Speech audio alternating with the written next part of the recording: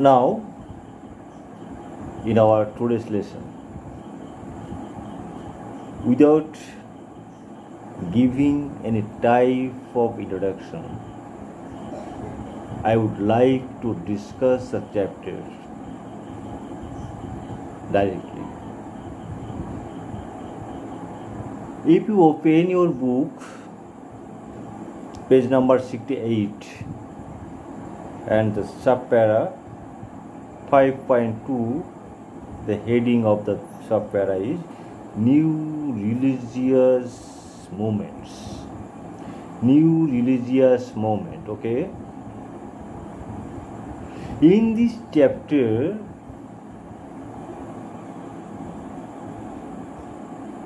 two religious thinking or two type of religious ethics have been mentioned, that is Jainism and another is Buddhism. According to the origin of such two type of religious movements, Jainism was earlier and Buddhism were later. Around the 6th century BC,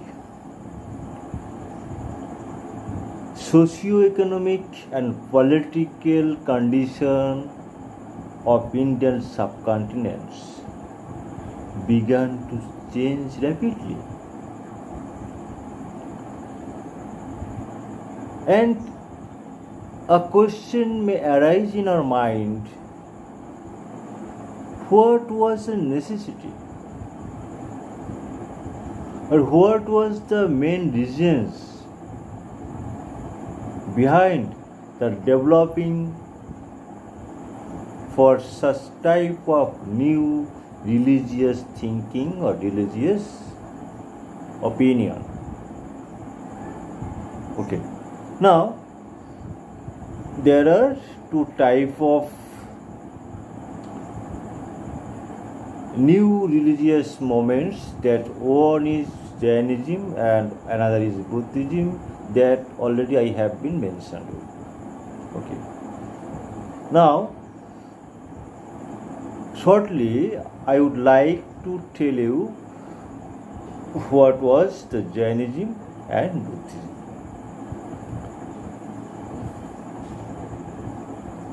In introduction, or shortly, if we describe these two type of religious thinking, Buddhism is centered upon the life and teaching of Gautama Buddha, whereas Jainism is centered on the life and teaching of Mahavira. Buddhism is a polytheistic religion, and its goal is to gain enlightenment. On the other hand, Jainism is also a polytheistic religion, and its goals are based on non-violence and liberation of the soul. Buddhism and Jainism are two ancient religious thinking that developed in Magadha and continue to thrive in the modern age. Already we are familiar to Magadha when we described in our last class the 16th Mahajanapada. Magadha was the one of the state or one of the Janapada that developed and gained most power and established themselves so powerful among the other state or other Mahajanapada. Okay? And now, in my discussion, I would like to describe some other characteristics or conditions for developing or uprising such type of religious thinking at that period, that is 6th century BC. Causes of rise of new religious movement in 6th century BC. We are going to finding out the main reasons behind origin of such type of new religious thinking in 6th century BC. If we tell you precisely the reasons or causes for developing such type of religious thinking, that is one, degradation of Vedic religions. Number two, dominance of priestly class. Number three, sacrifices, that is yajna. Number four, caste system. Number five, difficult language of Vedas. Number six, belief of mantras. And last of all, contradictory theory regarding deliverance. That was the main causes for developing such type of new religious thinking. Okay. Now, if I ask you, in this question, if we ask such type of questions, what was the socio-economic causes? What was the socio-economic causes for the rise of Jainism and Buddhism? For answering this question, I would like to tell you the reasons that is lying in socio-economic causes. The primary causes for the rise of Jainism and Buddhism was religious unrest, because at that period Vedic religions turned or changed into Brahmanical religions, and Brahmin class in the society gained so many powerful. So, the Hindu religion became the Brahmanical religions.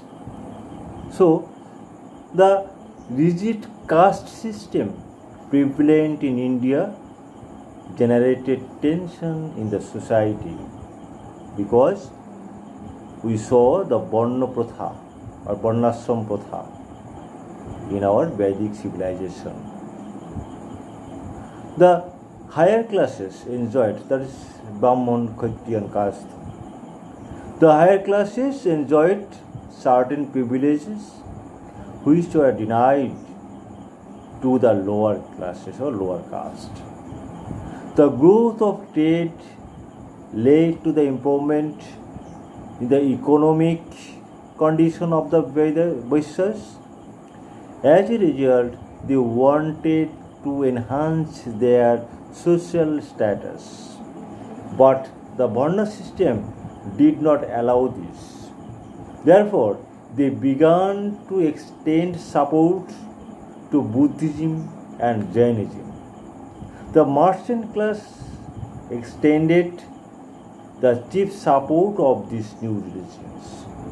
So, that was the socio-economic causes for the rise of Jainism and Buddhism in 6th century BC.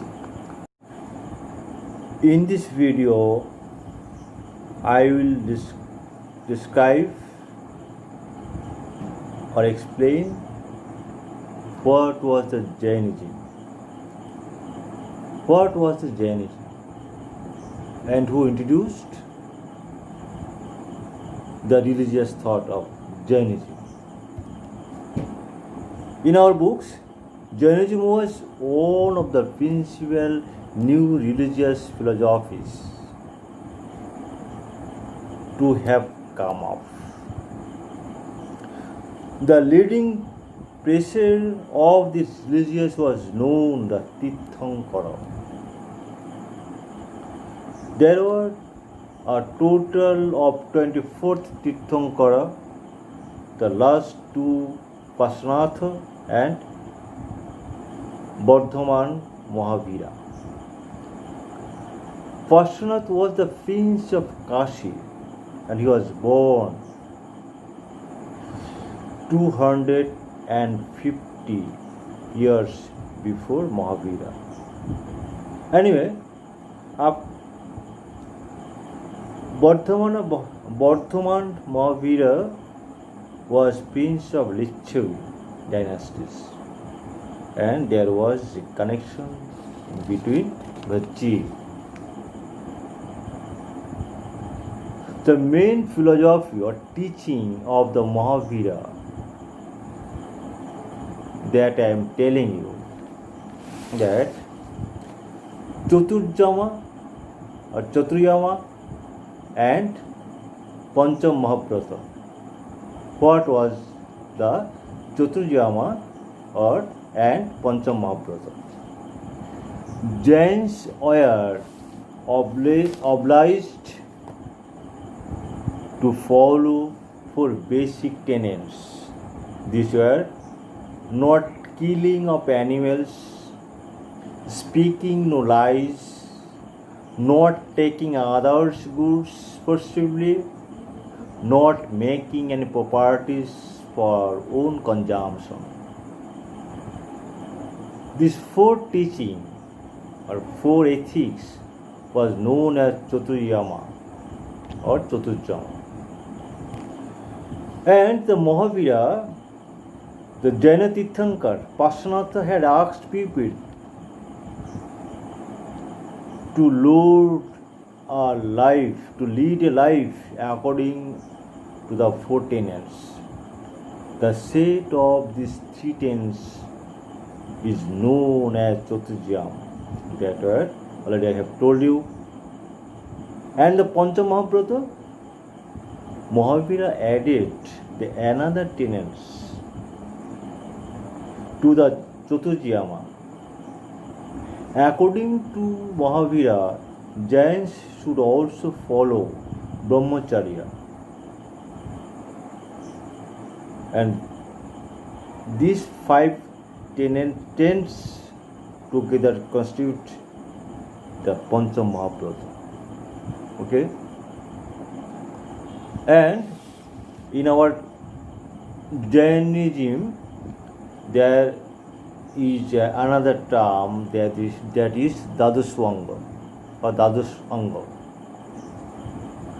The main tenets of Jainism have been classified into 12 sets. These sets or divisions are known as Anga or Angos. These 12 Angos are collectively known as Dadas Anga. And you know, Jainism was divided into two parts. One is Digambara and another is Shvetambara. Then what is Digambara and what is Shvetambara? Digambara. We know the Bhadrabahu was the leader of Jain saints who believed in path of Bardhaman Mahavira. Bhadrabahu and his followers did not wear any garments. For this reason, they were known as Digambara. And another division of Jainism is known as Shvetambara. Shvet means white. Shvetambara was the leader. Who was the leader of the Shvetambara? Stulabhadra. Stulabhadra was the leader of Jain saints who believed in the path of Parshvanath. Parshvanath was in favor of wearing white dresses or white clothes for Jainas. This community of Jain saints had become known as Svetambara. That was the two division of Jainism. Okay.